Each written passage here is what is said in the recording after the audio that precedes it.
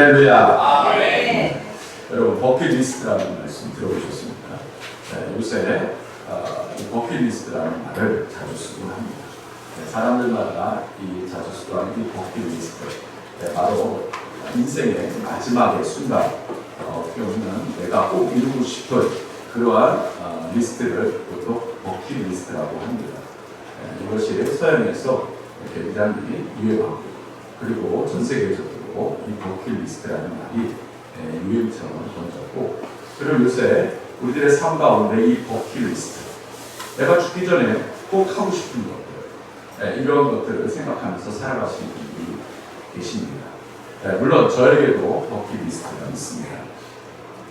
버킷리스트 중에는 여러 가지가 있겠지. 목회자로서 그의 부분도 있겠고, 그러는 과정 속에서 그런 여러 가지 파생된 것들도 있습니다. 여러분들의 버킷리스트는 무엇인지 모르시겠어요? 어떤 분들은요, 세계에 또 꿈꾸시는 분들도 계시고, 또 어떤 분은 예전에 산티아고 순례길을 꼭 한번 죽기 전에 가고 싶습니다 라는 분들도 계셨고, 북극을 꼭 한번 가보고 싶습니다 라는 분도 계셨어요. 여러 그런 버킷리스트에 대한 얘기를 들어봤습니다. 그런데 이 버킷리스트라는 말 자체는 바로 인생의 그런 마지막 순간, 과연 그 순간 전에 우리가 그 모든 것을 준비하고 다 끝난다라는 그런 의미를 가지고 있는 것이죠. 근데 사실 우리 인생이 마지막 순간을 내가 딱 그렇게 나를 기억하고 시간을 기억하고 딱 그것에 맞춰서 내 인생이 끝나는 경우 거의 없습니다. 나는 이렇게 하고 이렇게 살고 이렇게 끝난다라고 하지만 사실 그것 또한 내 뜻대로 안 되는 것이죠. 왜 그럴까요? 우리의 모든 것은 누구의 손에 달려 있습니까? 바로 하나님의 손에 달려있기 때문인 것이죠. 내 인생이 이 정도면 끝날까? 또는 내 인생이 또 이렇게 해서 더 오랫동안 내 인생이 더 살 것이다 라고 장담하고 내 인생을 살 수는 없는 것이라는 거예요. 어느 날 그냥 하나님께서 부르시면 그냥 하나님 품으로 갈 수밖에 없는 것이 우리의 인생이라는 사실입니다. 여러분, 오늘 우리들은요, 우리 인생을 어떻게 끝날지 모르겠어요. 그렇기 때문에 우리들은 늘 인생이 뭘 해야 됩니까? 준비되어지는 인생을 살아야 되는 겁니다. 예전에 도살장을 한번 가본 적이 있습니다. 우연치 않게 소를 도살하는 곳을 가본 적이 있었어요. 근데 쭉 그 소를 도살하는 곳을 가서 보니까 쭉 통로가 하나, 통로가 둘도 아니고 하나예요. 그 통로로 소를 이렇게 밀어넣습니다. 그럼 밀어넣으면요, 소들이 그냥 따라갑니다. 근데 참 신기하게도 소가 따라가요. 근데 소가 모를까요? 압니다. 눈물을 흘려요. 왜냐면 자기가 이제 끝난다라는 걸 알면서도 가요. 예전에 제가 장가 가기 전에 하강에 간 적이 있었습니다. 저희 안에 하강에 갔더니 저희 장인어른께서 그 귀한 이제 손님 오셨으니까 사이가 되게 쌀쌀하니까 귀한 음식을 대접해 주신다고 가장 좋은 음식 개고기를 대접해 주신다고 하시더라고요. 근데 처음에는 그게 개고기라는 거고 제가 먹는다 안 먹는다는 말씀을 안 드렸어요. 근데 보통 어르신들 같으시면 개가 몸에 좋다라는 건 이미 알려집니다. 그렇죠? 근데 그 당시 갔더니 개를 기르시고 계셨어요. 근데 그 개를 그 차에다가, 차가 아니 트랙터 뒤에다가 딱 실었는데 개가 처음에 엄청 짖었어요. 제가 올 때 일단 외부인이었으니까. 근데 개가 그 트랙터 뒤에 딱 타자마자부터 짖질 않아요. 아예 짖질 않아요. 문득 그런 생각이 들었어요. 개도 자기의 마지막을 직감하는구나 라는 생각을 갖게 되었어요. 항시 우리들이 보통 그런 동물들을 보면 이물이라는 표현을 많이 쓰죠. 이물들도 그 자기의 마지막을 안다라는 거죠. 재해가 일어나면요, 사람들은요, 수영하러 나가지. 오히려 동물들은, 곤충들은 다 도망간다고 하죠. 세상에 있는 미물들도 마지막 순간을 안다라는 거예요. 근데요, 사람들만 몰라요. 사람들은 몰라요.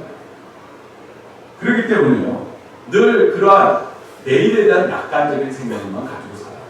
물론 그게 다 잘못됐다는 건 아니에요. 그러나 여러분, 성경을 우리가 묵상하다 보면 성경은 이렇게 표현할 수 있어요. 자, 따라서 종말신앙. 종말론적인 신앙을 바탕으로 기록된 게 신약입니다. 즉, 신약의 성도들은요, 늘 오늘 눈을 뜨면요, 그 오늘 눈을 뜬 날이 내 인생의 마지막 순간이 될 수 있다라는 종말론적인 신앙으로 살았던 성도들이 초대교회 성도들의 신앙이었습니다. 즉, 지금까지 살아온 내 인생의 마지막, 어떻게 보면 지금의 오늘 하루가 내 인생의 마지막이 될 수도 있다라는 생각을 가지고 살아간 사람들이 바로 초대교회 성도들의 삶이었다는 사실이에요. 그만큼 그렇게 하루하루를 살다 보니까 그 하루하루가 어떻게 해요? 소중한 거예요. 하루하루가 값진 거예요. 그래서 그 하루를 허투루게 살지를 않았다라는 거예요. 우리들은 그렇게 생각합니다. 그냥 낙관론적으로만 생각해요. 그러나 오늘 여러분들의 삶의 이 하루는 하나님 주신 날이고, 그 날 속에서 우리는 그 인생을 값지고 소중하고 귀하게 살아야 되는 줄 믿습니다. 할렐루야. 그러기에 오늘 여러분들의 인생의 이 날은 굉장히 값지고 소중한 날이라는 사실이에요. 성경은요, 다른 종교와 달리 굉장히 직선론적으로 그러한 성경을 역사를 표현하고 있어요. 시작이 있으면 뭐가 있는 거예요? 끝이 있는 거예요. 보통 이제 불교적인 그런 윤회관이 아니에요. 시작이 있으면 뭐든지 끝이 있는 거예요. 우리의 인생도 시작이 있으면요, 이걸로 끝나는 거예요. 끝이. 우리는 주님 앞에 갈고, 그리고 그 시간 속에서 살아가는 것을 준비하는 삶, 그것이 성경에서 말하는 핵심적인 내용 중에 하나라는 사실이에요. 유명한 철학자 헤겔이라는 분이 이런 이야기를 했어요. 지금 인류 역사는 예수 그리스도로부터 시작해서 예수 그리스도로 나아갑니다. 그리고 토인비라는 역사가는 이렇게 이야기했어요. 지금 세계 역사는 성경을 증명하는 역사에 불과합니다. 즉, 예수 그리스도부터 시작해서 예수 그리스도로부터 나아가는 것, 그리고 세계 역사는 성경을 증명한다. 어떻게 철학자도 역사가도 바로 하나님께서부터 시작한 그러한 것을 선포하고 있다는 사실이에요. 오늘 말씀을 보면 따라합시다. 만물의 마지막이 가까이 왔으니 만물의 마지막이 가까이 왔다라는 표현일 수도 있다는 것이죠. 여러분, 우리의 인생의 마지막 어떻게 보면 각기 다릅니다. 그렇죠? 하나님께서 우리를 부르시는 순간 그것이 이 세상의 마지막이에요.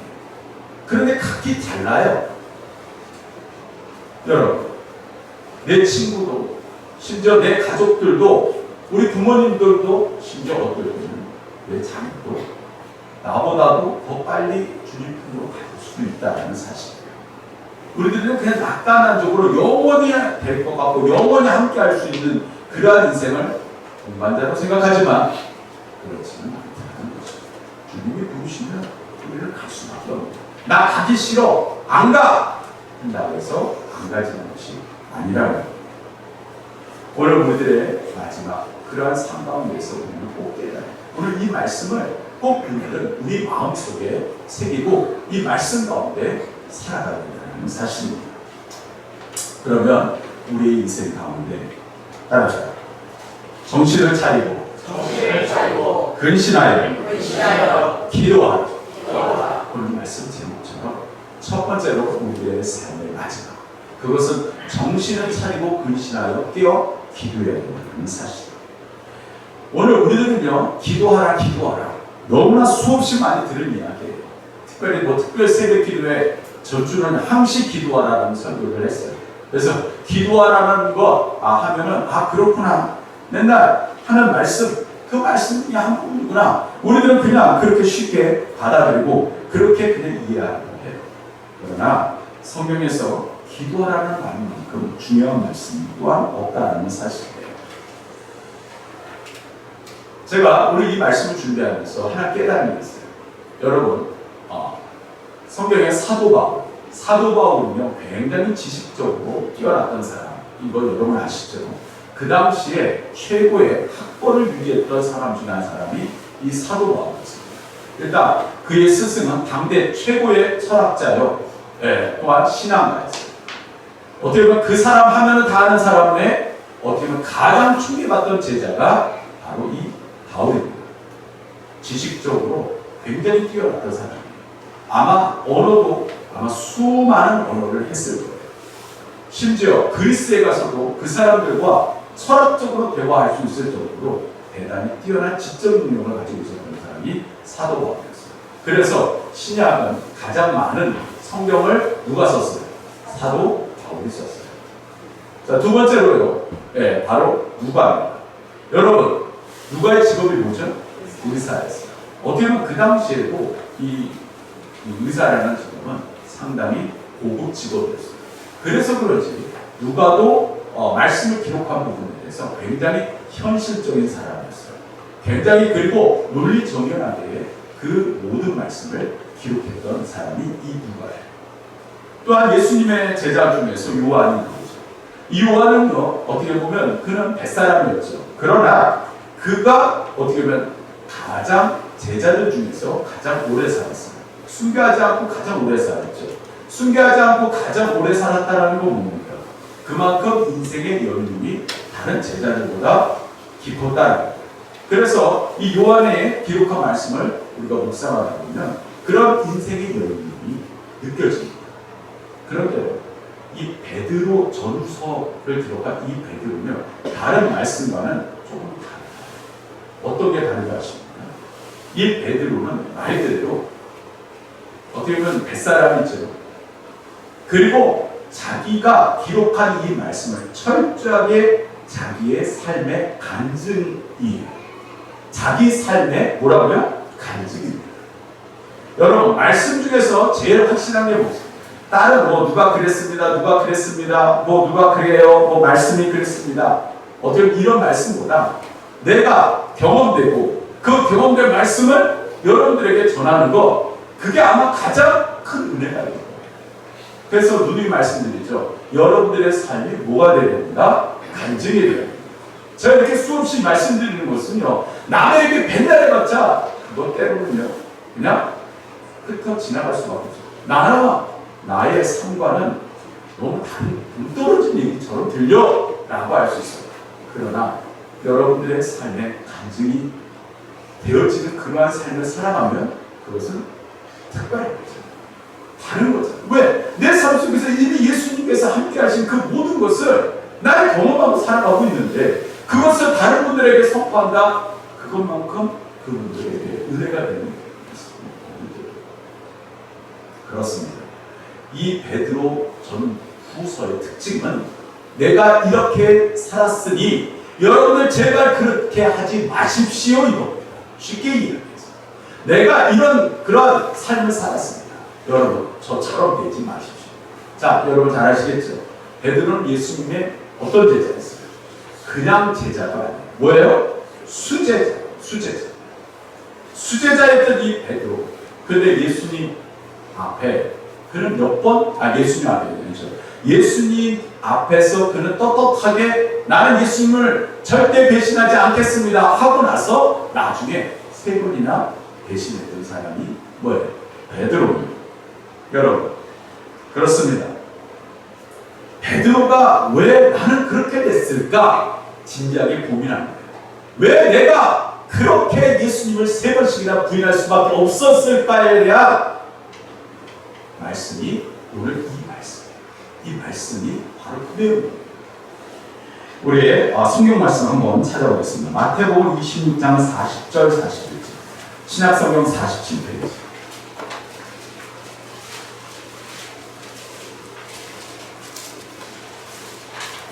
마태복음 26장 40절 41절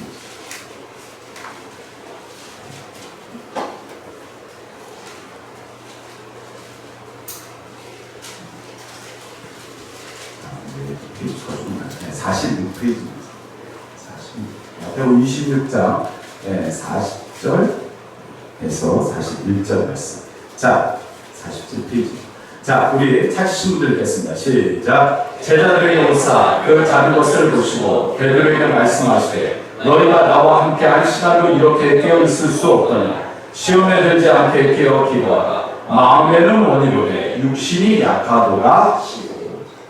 즉 바로 예수님께서 뭐 하시래요? 이제 십자가에 달려 돌아가시기 전에 무엇을 하세요? 제자들과 함께 준비하고 있는 거예요. 무엇으로 준비하고 있어요? 기도로 준비하고 제자들 셋을 데리고 갔어요. 그리고 너희들 우리 기도로 준비하자. 기도로 준비하자 라고 했어요. 그런데 제자 3명은 어떻게 했어요? 우리들이 잘 아는 것처럼 쿨쿨 잠이 들었다는. 지금 준비해야 돼요. 이제 환난과 역경이 닥쳐와요. 준비하자. 그런데 듣지 않았어요. 뭐하고 있어요? 쿨쿨 잠이 들었다는 사실이에요. 베드로는 혈기가 가득 찼던 인물이었죠. 심지어 성경 말씀에 보면요, 베드로는 늘 칼을 차고 다니던 인물이었어요. 의협심이 강하다라고 할 수도 있겠지만 어떻게 됐든 간에 나는 분이 나고 혈기가 차면 참지 않겠다라는 사람이 이 베드로예요. 그런데 아이러니컬하게 예수님께서 늘 말씀하셨어요. 뭐라고요? 원수를 사랑하라. 자, 원수를 사랑하라고 예수님께서 말씀하셨는데 이 베드로는 들었을까요? 안 들었을까요? 들었어요. 수없이 예수님께서 하신 말씀 거의 대부분이 뭐예요? 사랑. 사랑에 관한 말을 들었어요. 그런데 그는 뭘 차고 다녔어요? 늘 칼을 차고 다녔어요. 혹시 여러분들과 그랬어요? 말씀은 들으려고 하는데요, 실제적으로 삶에서는 그런 거 아니에요. 그냥 말씀과 삶은 다른 거다. 목사님은 내 현실을 알지 못한다. 삶은 그렇게 살면 안 돼 하고 내 생각과 내 판단은 딱 묻어졌어요. 그것 이외에는 말씀을 들어오는 것을 거부하시는 분들이 얼마나 많은지. 삶 속에서 말씀이 역사하지 않고 삶 속에서 하나님의 은혜가 역사하지 않는 여러분 교회를 왜 다니십니까? 신앙생활할 이유가 없습니다. 오늘 우리들은요, 바로 이 베드로는 큰 실수를 저지르고 있어요. 그게 무엇이냐? 그냥 내 삶은 이런 거다 라고 일단 생각하며 가장 큰 실수, 따라합시다. 무한, 긍정, 이런 이야기를 쓰는 것이 정답입니다. 왜 그러냐면 예수님께서 수없이 제자들 앞에서 이제 곧 십자가를 질 것이다. 이제 환난과 역경이 시작할 거다. 그러니 너희는 근신하며 깨어 기도하라라고 끊임없이 얘기했어요. 그런데 뭐예요? 한쪽 귀로 듣고 한쪽 귀로 흘러갔어요. 말씀을 듣고 그냥 그것이 내 신비에, 내 마음속에 담겨져 있지 않고 계속 빠져나가요. 그러면서 이렇게 해요. 나는 그냥 이대로 살고 이대로 죽게 내버려. 거의 대부분의 신앙인들 중에서 보면 그러한 삶을 사시는 분들이 많으시잖아요. 여러분 오늘도 마찬가지예요. 하나님의 말씀이 선포되면요, 그냥 나를 이대로 살게 내버려도 무슨 의미가 있어요? 이 시간 앉아있을 이유가 없는 거예요. 여러분 오늘 우리들은요, 바로 가장 중요한 핵심을 우리가 놓치고 있어요. 따라합시다. 준비되어야 한다. 무한 긍정이라는 말을 썼는데 그 말은요, 이제 예수님께서 이제 곧 이런 일이 닥칠 거야 했는데요, 그러면서 그럴 일이 일어나겠어? 설마 나에게 설마가 뭐라고요? 그렇지. 설마가 사라져. 여러분 모든 것에 준비가 필요한 것이죠. 철저한 준비. 여러분 얼마 전에 우리 교회에 두 분이 오셨어요. 두 분이 와서 뭐 했냐면요, 화재 뭐 그런 거가 있는지, 화재가 날 그런 게 화재에 어떤 취약한 것인지를 갖다가 여기 와서 검사를 하시거든요.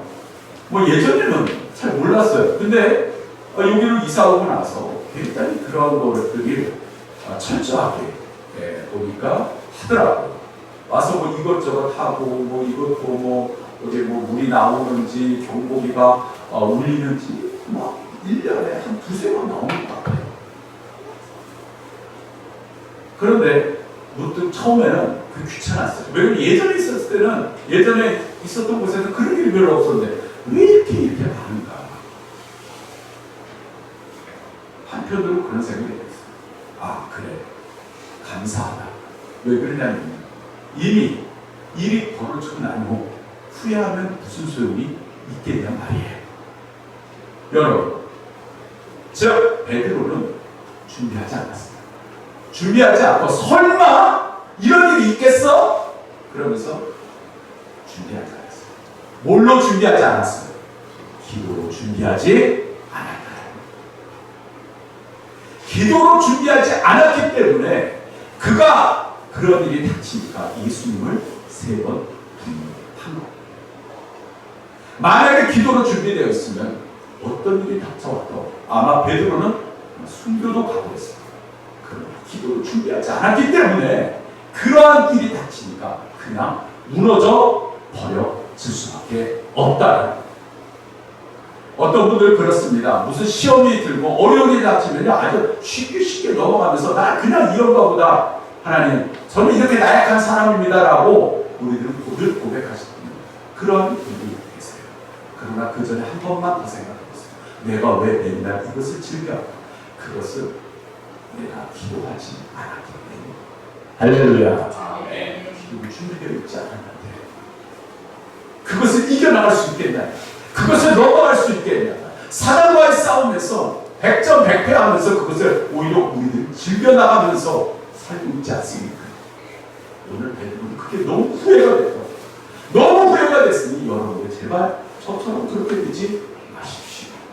정신을 차리고 근신하여 깨어 기도하십시오. 할렐루야.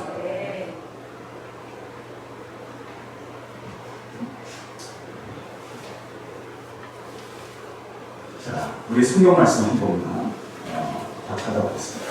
마태복음 24장 37절에서부터 39절 말씀. 42페이지. 마태복음 24장 32절에서 37절에서부터 39절까지. 자, 우리 찾으신 분들 나가시겠습니다. 시작. 노아의 때와 같이 인자의 마음도 그와 같다. 홍수전에 노아가 광주에 들어가던 날까지 사람들이 먹고 마시고 장가들고 시집가고 있으면서 홍수가 나서 그들을 다 멸하기까지 깨닫지 못하였으니 인자의 마음도 이와 같으리라. 주님이 다시 오는 그날 흡사 노아의 홍수의 때와 같다. 노아의 홍수의 때, 그 사람들은 전 세계가 홍수로 끝난다. 내 생도 이제 저 비 때문에 끝난다라는 생각을 일도 안 했다. 전혀 생각하지도 않았다는 거예요. 즉, 준비하지 않았다는 거예요. 예전에 저희 교회에 예전에 한 말씀드렸던 것 같아요. 교회 고등부 학생의 어머니가 교회를 나오시게 됐는데 그분이 부담이셨어요. 요새 왜 이렇게 이 텔레비전 중에서 연예인들 중에서 왜 이렇게 무당이 되는 사람들이 더 많지? 정말 심각합니다. 악한 영이 이상하게 이 연예계 쪽으로 정말 많이 침투하는 것 같아요. 그런데 그분은 오히려 예수님을 믿고 과거의 무당 그리고 거기서 다 벗어버렸어요. 근데 그분이 예전에 이런 말씀을 하셨어요. 뭐라고 하면 정말 예수 믿는 건 쉬운 게 없다. 왜 그런 이야기를 하셨냐면 그분은요 새벽 4시만 되면 무조건 일어났어요. 새벽 4시에 일어나서 뭐 하는 거 아십니까? 혹시 아시는 분 계시죠?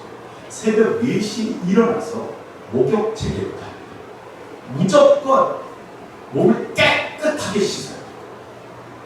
그리고 옷부터 속옷부터 시작해서 그것도 옷으로 한겨울에 그래도 찬물로 목욕 지켜야 돼. 그리고 하루를 시작합니다. 그래야지 온전한 신내림이 시작됩니다. 예수 믿으니까요, 그럴 필요가 없더라고요. 세상에 예수 믿는 것 같이 쉬운 게 어디 있냐고 이야기했어요. 근데 그들은요, 예수 믿는 게 너무 힘들어요. 그 중에 가장 힘든 게 기도라고 생각하시는 분들도 계세요. 기도 1분 한 뒤에 할 말이 없어요. 기도 5분 하면 다 주무세요. 기도 10분 하면요, 세상에 종말이 오는 것 같아요. 그러시는 분 계시죠. 여러분, 누가복음 18장에 불의한 재판관에 대한 이야기입니다. 그런데 자기 원한을 풀어달라고 찾아온 한 과부가 그 불의한 재판관에게 백을 붓고 그때 예수님께서 그 말씀 가운데 이런 말씀을 하셨어요. 자, 따라합시다. 인자가 올 때 세상에서 믿음을 보겠느냐. 다시 한번 말씀하겠습니다. 인자가 올 때 세상에서 믿음을 보겠느냐. 불의한 재판관에게도 달려가서 과부가 액을 복구하는 그러한 당신이 아니면 안 됩니다라는 그러한 믿음. 그러나 말세에 종말에는 그러한 믿음조차도 없다는 저와 여러분들이 주님을 믿습니다, 하나님을 믿습니다, 성령 하나님 나와 함께 하십시오라고 막 찬양하고 기도하고 막 어떻게 보면 삶 속에서 뭔가 그럴듯한데 실제적으로 닥치면 그거 싹이 되어버고요. 그리고 원망, 불평, 불만, 짜증.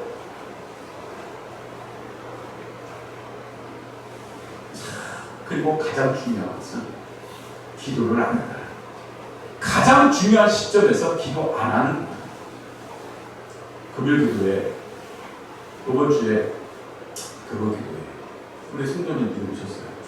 뭐 많이 오셨어요. 근데 유난히 금요일기도에 찬양을 하는데 소리가 얼마나 크고 은혜로운지 몰라요. 그래서 저는 그런 생각을 했어요. 천사가 하도 기도 안 하니까 천사가 대신해서 하나님께서 보내주셔도 앞에서 은혜롭게 찬양하고 기도도 했어요. 그날따라 얼마나 기도가 은혜롭게 된 거죠. 그리고 나서 딱 그 뒤에 성도님이 보니까 어떤 두 분이 오셔서 찬양하시고 기도하셨다는 거예요. 근데 그들의 복장을 보면 어디 골프 치러 갈 복장하죠. 그리고 교회에 오셔서 찬양하고 기도하고 하셨다는 거예요. 그리고 났을 때 제 마음속에는 그런 생각이 들었어요. 죄송합니다. 이거는 목사의 주관적인 생각이에요.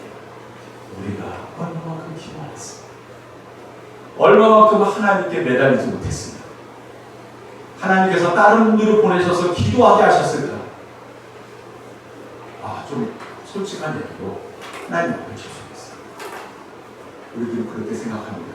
이런 분들이 계세요. 하나님, 제가 기도 못하니까 대신 기도해줄 분을 보내주세요. 제가 봉사 못하니까 대신 봉사해줄 분을 보내주세요. 제가 사랑하지 못하니까 사랑하는 사람들을 보내주세요. 제가 전도 못하니까 전도하실 수 있는 분을 보내주세요. 라는 분들이 계세요. 근데요, 이거 비단 우리 교회 분의 문제가 다른 교회도 그런 교회들이 많아요. 여러분 생각해보세요. 여러분들이 하나님 앞에 받은 사명, 그 사명을 다른 분들이 감당하게 해달라고요? 성경은 그렇게 얘기합니다. 우리 예수님은 그렇게 얘기합니다. 따라합시다. 내 목에 태인 십자가. 저와 여러분들에게 주신 십자가. 은혜, 사명의 뜻이 오늘 저와 여러분들은 하나님 앞에 우리는 깨어 기도하자. 악한 사람에게 늘 우애물과 삶을 빼앗길 수밖에 없는 약한 종류라는 사실. 오늘 저와 여러분들은 바로 깨어 기도할 수 있는 귀한 주님의 하나님의 백성들이 늘 되어야 되실 줄 믿습니다. 예수님께서 오시겠으면 교회, 교회를 뭐라고 했어요? 뭐라고요? 만민이 교회에 와서도요. 제가 좀 한 가지 좀 얘기하겠습니다. 우리 교회가 참 사랑이 넘치고 좋아요. 근데 한편으로 좀 안타까운 게 있어요. 교회 왔어요. 기도는 10초 하고 대화는 1시간을 하세요. 기도를 10초 하고 대화만 1시간 하시고 1시간이 뭐예요? 일주일치를 갖다 모아서 대화만 하고 가시는 거예요. 기도는 몇 초? 죄송합니다. 10초도 안 하시는 분이 없어요. 여러분, 예수님께서 교회에 대한 정의는 남들이 기도하는지 누구와 대화를 더 많이 해야 돼요? 하나님. 하나님과 대화를 하는 곳이 교회. 그런데 남들과 대화하는 것, 그것으로 교회에 모든 와서 그 시간을 다 때우고 한다? 아닌 거죠. 오늘 말씀 속에서 이렇게 정신 차려라, 근신하라. 아니, 우리들은 여기까지 하면은요, 아, 그런 거구나, 그런 거구나. 그러나 오늘 말씀의 핵심은 이거예요. 근신하여 기도하라. 만물의 마지막에 가까이 왔으니 제발 기도하라. 너희들 나처럼 되지 마. 그러니 기도 준비하라. 할렐루야. 아멘. 두 번째로 우리 본문 말씀으로 다시 돌아왔어요. 본문 말씀 8절에서부터 10절까지 우리 읽도록하겠습니다. 시작. 무엇보다도 뜨겁게 서로 사랑할지니 사랑은 보다는 죄를 덮느니라. 서로 대접하기를 원망없이하고 각각 은사를 받은 대로 하나님의 여러 가지 은혜를 맡은 선한 청지기같이 서로 은사하라. 오늘 이 말씀은 우리가 나누면서 여러분들 서로 사랑하라, 서로 봉사하라, 서로 대접하라. 그렇습니다. 우리들은 말은 쉽게 할 수 있죠. 그러면서 이 말씀을 듣고 우리들은 그런 생각합니다. 아까 말씀드렸듯이 나 대신 이것을 해줄 분들이 필요하지 않을까요? 그것을 또 한편으로 이렇게 오해하시는 분이 있어요. 그게 곧 부흥이다. 아닙니다. 주님이 주시는 부흥, 성경에서 말하는 부흥은 그게 아닙니다. 오늘 우리들은요, 하나님 앞에 받은 사명을 감당해요.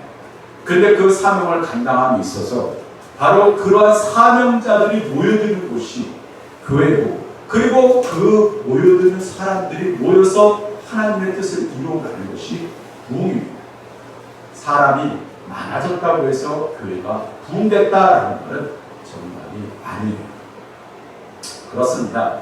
그렇다고 해도 아무래도 큰 교회들은요, 그러한 사람이 많으니까 아마 더 많은 일들을 할 수는 있겠죠.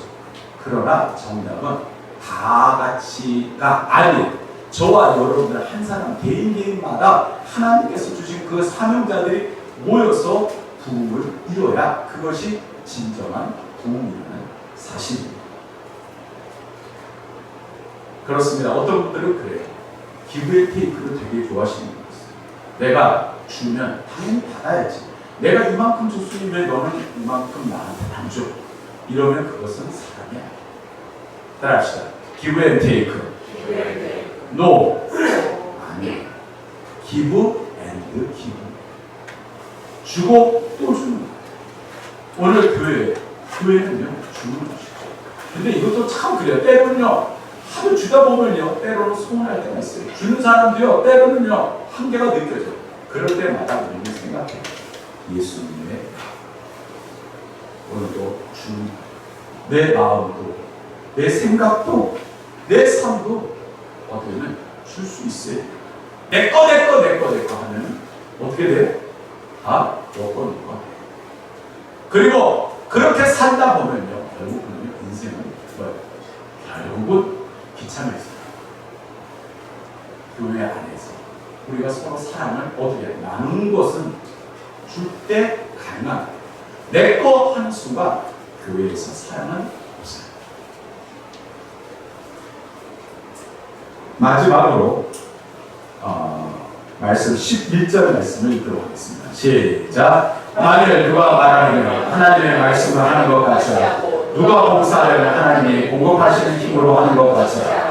이는 범사에 예수 그리스도로 말미암아 하나님이 영광을 받으시게 하려 하니 그에게 영광과 권능이 세세 무궁하도록 있느니라. 아멘.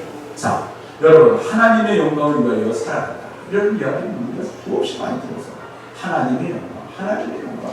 뭐 이것은 뭔가 교회 안에서 그냥 뭐 아주 쉽게 영광 이야기를 하고 다녀요. 근데 과연 여러분들에게 묻습니다. 여러분들은 과연 하나님의 영광을 위해서 사십니까? 그러면 이렇게 묻습니다. 하나님의 영광을 위해서 어떻게 해야 살 수 있겠습니까? 그것은요, 오늘 이 11절에 대답이 나옵니다. 만일 누가 말하려면 하나님의 말씀을 하는 것 같이 하고 누가 봉사하려면 하나님이 공급하시는 힘으로 하는 것 같이 하라. 즉, 하나님의 영광을 드러내는 것은 무엇을 하든 하나님께 하는 것 같이 하라가 정답이에요. 제가 아까 초반에 말씀드렸죠. 하루의 인생이 얼마나 소중하고 값진가. 그러면 그 인생의 기준이 뭐예요? 하나님께서 우리에게 주신 인생을 살아가는 거예요. 그러면 그 인생을 살아가는 그 인생이 값지고 소중한 건 뭐예요? 하나님의 영광을 드높이는 삶을 살아가는 것이고, 그러면 하나님의 영광을 드높이려면 살아가는 방법은 바로 뭐예요? 하나님의 말씀을 하는 것 같이 상대방에게 말을 하고, 그리고 누가 봉사하려면 하나님이 내 힘과 내 능력으로 하는 것이 아니라 하나님이 공급해 주시는 힘으로 하는 것 같이 하라. 그것이 하나님의 영광을 드높이는 일이다. 할렐루야. 아멘. 여러분들의 입술, 여러분들의 행동, 그 모든 것이 하나님의 영광을 드높일 수 있다는 사실을 아십니까? 교회 안에서만 중요한 것이에요. 저와 여러분들의 삶 가운데에서 그 순간순간 우리는 하나님을 드높일 수 있는 분들이 살아가는지, 저와 여러분들의 인생은 값 없는 인생, 별 볼 일 없는 인생이 아니라는 나폴레옹만 위대하고, 그리고 뭐 조지 워싱턴만 위대하고, 그것이 아니라 저와 여러분들의 인생이 값지고 소중한 이유는 하나님의 영광을 드러낼 수 있기 때문이라는 사실이에요. 할렐루야. 왜 그럴까요? 하나님께서 이 땅에 우리를 창조하신 제1이유가 하나님의 영광을 드높이게 하기 위한 존재로 저와 여러분들을 창조하셨기 때문입니다. 어떤 분들은 이런 생각을 하실 거예요. 그래요. 이제 생각해 볼게요. 이 말씀을 듣고 한번 생각해 볼게요. 라고 하시는 분들이 있어요. 자, 이 말씀을 하고 마치겠습니다. 톨스토이의 한 편집에 세 가지 질문이라는 그런 내용이 나와요. 한 왕이 인생에서 풀지 못한 세 가지 질문에 대한 답을 구하는 일입니다. 그는 늘 이 세 가지 고민에 쌓였었어요. 첫 번째, 세상에서 가장 중요한 때는 언제입니까? 두 번째, 세상에서 가장 중요한 사람은 누구입니까? 세 번째, 세상에서 가장 중요한 일은 무엇입니까?